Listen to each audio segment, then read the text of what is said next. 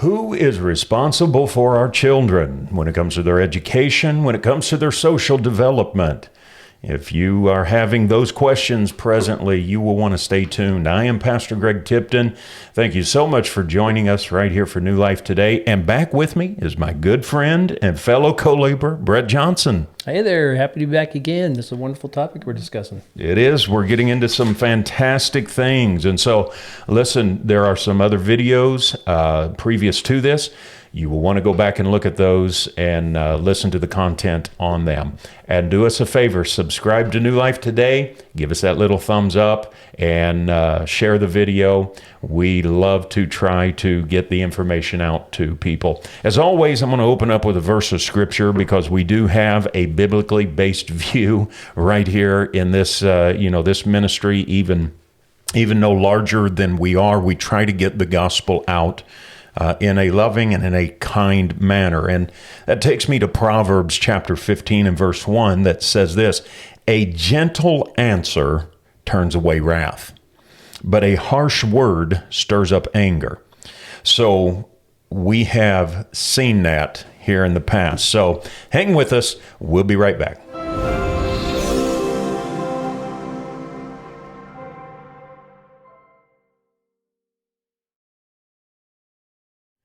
So when we look at our topic that we've been talking about, of course, it's based off of the Virginia School Board, not just distancing, but leaving the NSBA, and then other state school boards distancing themselves from them.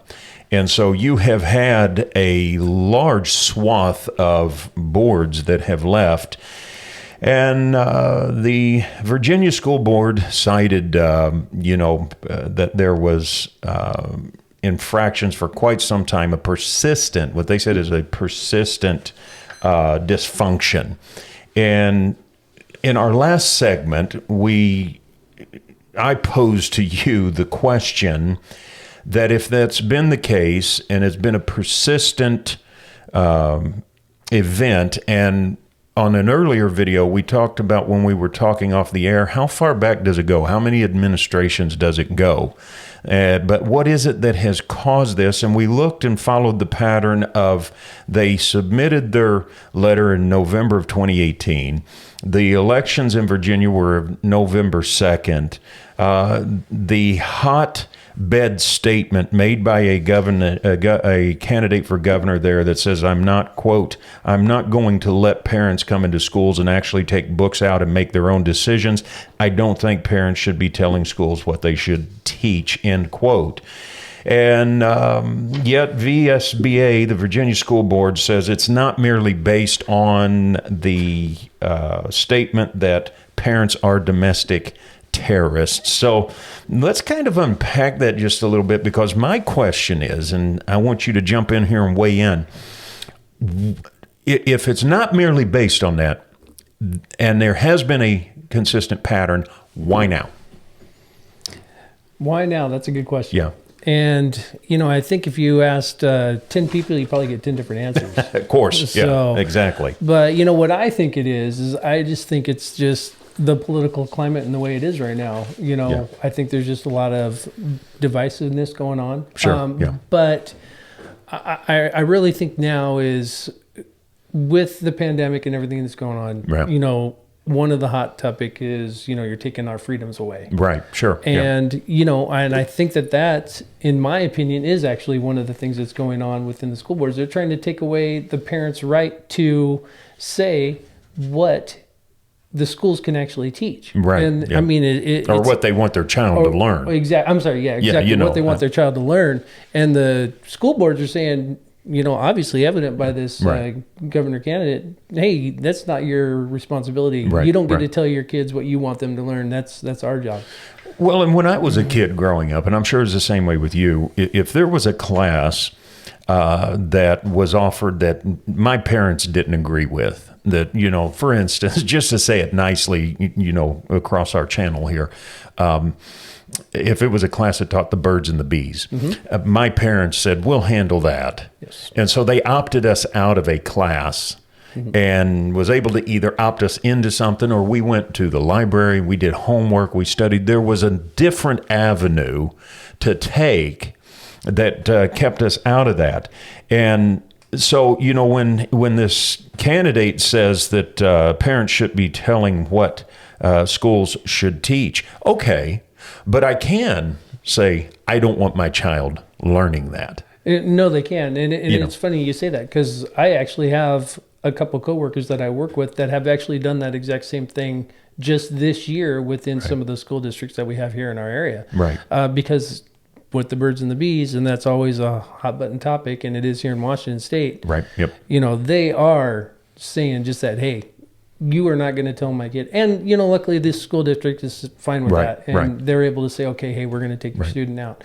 And it's good that they have that form that they can do that in. Right. But so many times, it's a completely different topic. Right. But, parents don't take a wholehearted interest in that. And they just say, okay, whatever the school district is going to teach right. them. And I think it's good that you have these parents that are standing up, and right. it's not good they're being called domestic terrorists for standing in something they believe in. Yeah.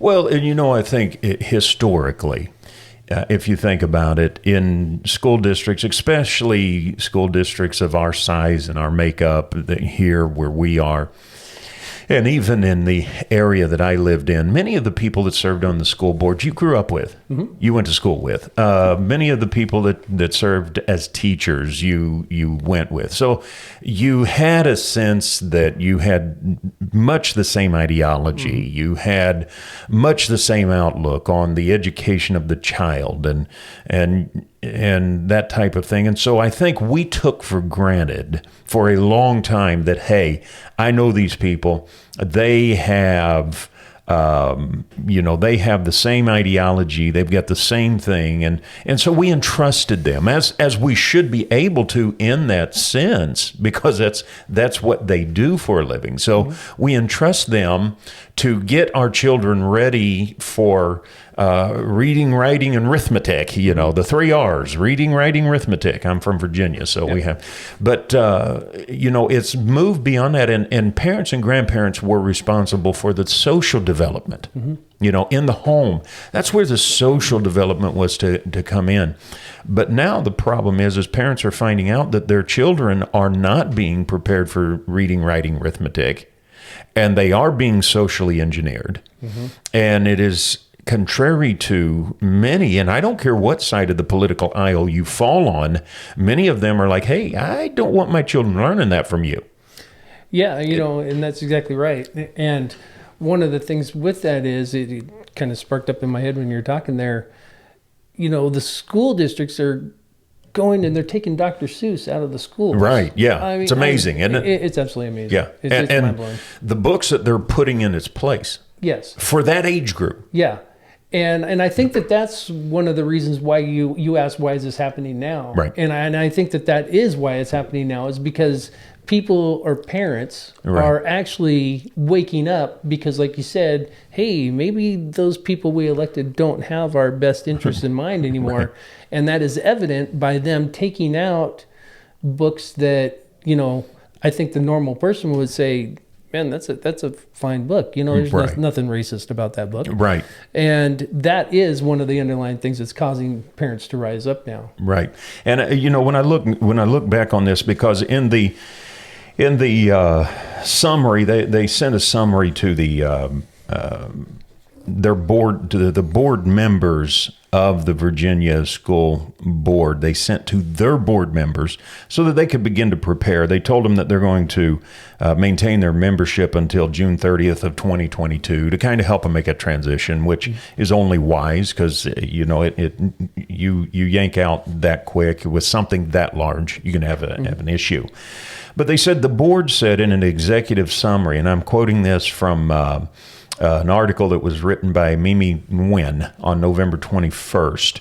And this came off of the Epic Times. It says, the board said in an executive summary that it has directed the executive director to work with other associations to create a new national organization to meet the federal advocacy and other needs of its member school boards in a manner that values community ownership through local school board governance and engagement of students, families, and other community stakeholders. Now, this is what intrigued me, is why are they now all of a sudden forming all of that now if they've had these past grievances? And, you know, I go back to the pattern and the correlation here. That, and here's the dangerous thing about it, and we're going to have to cover more on another segment here, but here's the dangerous thing about it, is that to me, what I sense is that you did not have a group that really had a moral compass. They were waiting to see what way the election fell.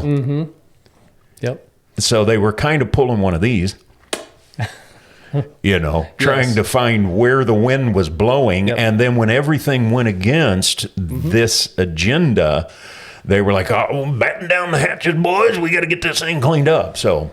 No, and I think you're right, and that probably is a topic for another video, because that could take a long time to go. But yeah, no, I think you're right. I think that the powers that be saw exactly what was happening and how this state had all of a sudden, in a matter of a snap, had switched, and these guys are like, maybe we should.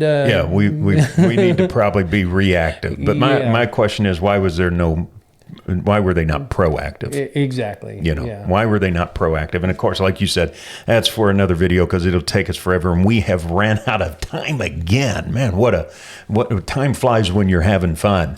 But listen, you'll want to stay with us, because on our upcoming video, there was a letter sent to the Biden administration asking for the Department of Justice to get involved in this, and we're going to look at that in some detail. You're not going to want to miss that and see what was said and the actions that were purported. And so hang in there with us. Listen, we'll be looking for you on the next video. But until then, press that subscribe button. Give us that little thumbs up. Share this video. Let's keep information flowing, whether it's biblical, doctrinal, current events, prophetic, whatever it may be, right here on New Life Today. I'll see you soon.